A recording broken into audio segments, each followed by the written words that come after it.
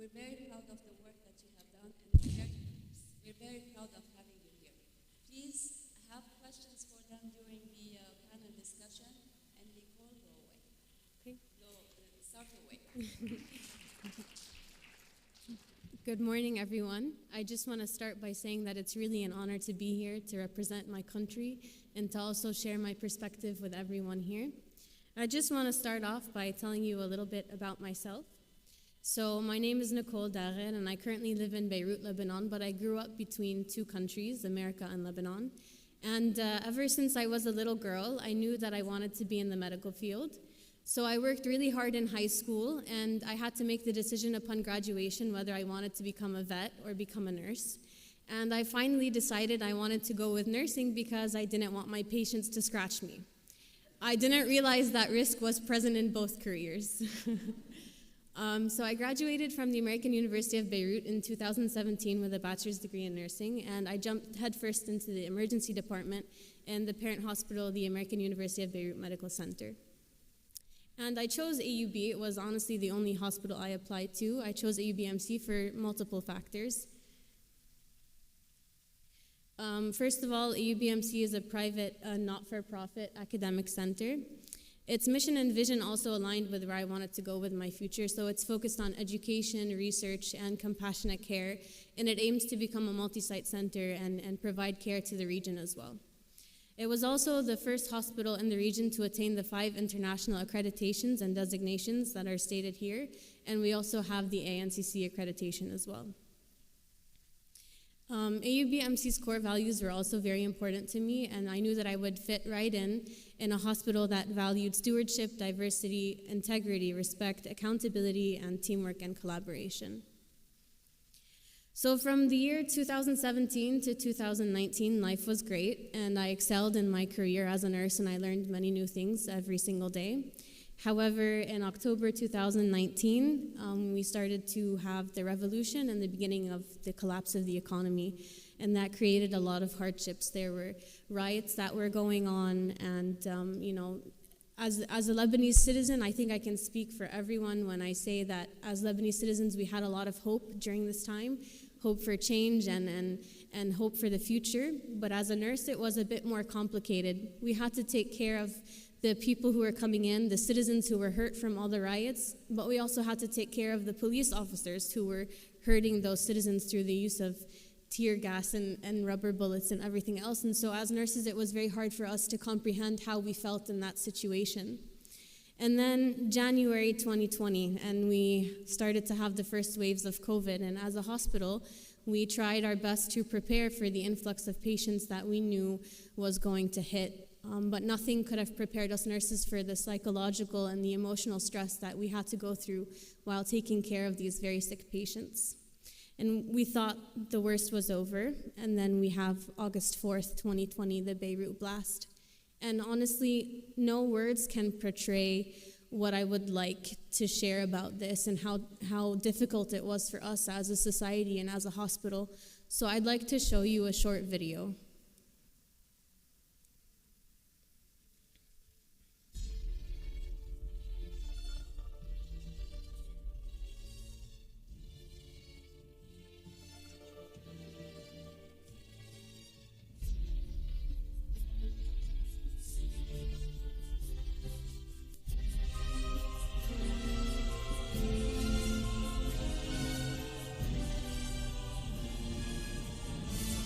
Can you just play the video at the end of the presentation? Sorry.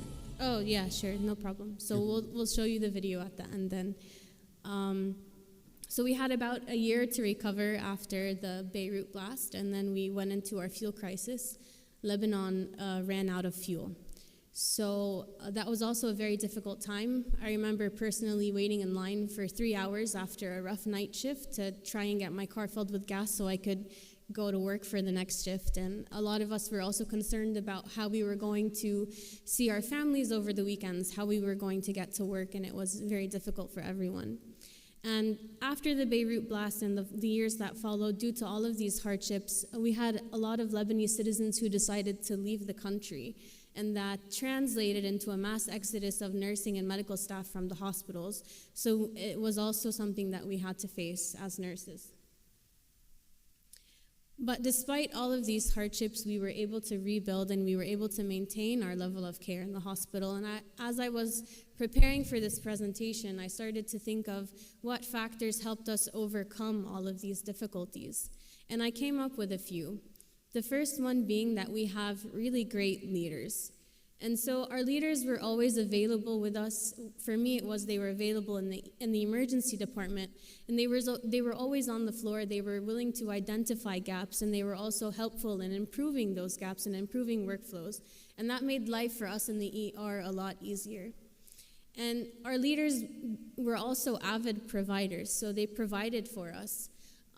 They would listen to the wants and needs of their team members, and they would find ways to help them out. And I remember driving home one day during the riots, and I had my windows down, and all of a sudden my eyes start to tear up, and I start smelling something funny, and I realized what I was smelling was actually tear gas, the remnants of tear gas. And I remember feeling in that moment very, very unsafe. Like, what if there are riots going on the street right next to me on my way home? How am I going to stay safe coming and going to work and just in general in the country? And I remember a few days later, our leaders were actually very helpful, and they provided us with dorm rooms, and they said if we ever felt unsafe or if we couldn't get home, that we could, use those dorm rooms. Thankfully, I never had to, but I know a lot of people that did. As well, during the fuel crisis, they provided us with public transportation and buses that we could use to shuttle us from home to work, so that was also very helpful as well. And our leaders aren't just only providers, but they're also looking at us with open eyes, looking at us and finding people who are able to take on new responsibilities. And through our succession planning, they're able to raise those nurses and give them extra responsibility. And that happened to me personally. I was chosen to become the unit-based clinical educator for the emergency department. And it's also happening currently to one of my colleagues who was given the responsibility of becoming responsible for the whole pediatric emergency department unit and improving the clinical workflows there. Another factor that I identified was that we have a structure in AUBMC that's set to empower us. So AUBMC works under the concept of shared governance, and as you can see, we have 9 councils that work together in order to make decisions.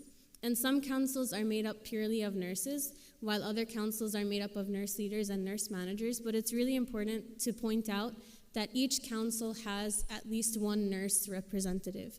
So this means that any decision that's made in a hospital level has the input of the nurses.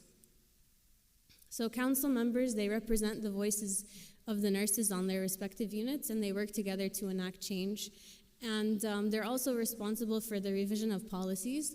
And so that means that no policy is implemented without the input of the nurses. And again, this is something that I experienced personally when I was elected to become the chair of the Clinical Professional Advancement Council for the emergency department. So all of my fellow members are actually nurses with me, and it's so satisfying to know that we've made several changes in the way that the ED works. The third factor that I was able to identify was the fact that we have excellent professional practice. And I attained this to the fact that as nurses, we're autonomous. So we're able to make our own decisions in conjunction with the medical team, and that makes us as nurses feel empowered. And empowered nurses are also satisfied nurses.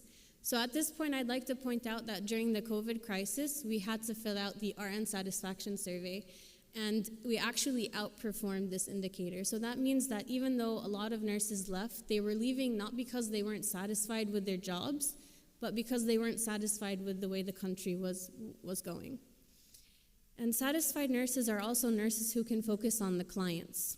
And every decision that we make is a decision based on helping the client heal and become better.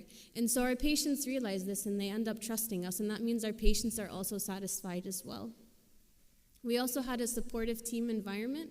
So again, during the COVID-19 crisis, there was just an overflow of patients in the ER. I remember we had 2 patients kind of shoved into a room that could only fit 1, and it was very, very stressful and overwhelming, but the hospital was just so great. We had nurses from The specialty clinics, from the medical surgical floors, we had even nursing students who volunteered to help us out in the emergency department, and they really took off a large load of all of that work, and we were able to work together as a team and kind of support each other. We also improve and innovate, and so we work under evidence-based practices, and a lot of these times, nurses themselves initiate this evidence-based practice by bringing their ideas to the councils, and then they also implement them through the work of the councils. This means that we can still provide the best possible quality of care to our patients, because as nurses, we feel supported and encouraged by our leaders and by our environment, and that means that us as nurses, we're satisfied with the job that we're doing, and our patients are also satisfied as well. And that means that we can outperform established quality indicators. So if you look closely at the 5 factors that I was mentioning before, they're all actually magnet components. So there's structural empowerment, new knowledge, innovation, and improvement, exemplary professional practice, transformational leadership, and all of them include empirical outcomes. And so this is what being a magnet hospital means to nurses, and this is what being a magnet hospital means to me personally. And so currently I'm very happy that we're going through our 4th magnet redesignation and our 6th ANCC reaccreditation. And this wouldn't have been possible without the support of the leaders and the team and the nurses themselves, and without everyone here as well. Thank you.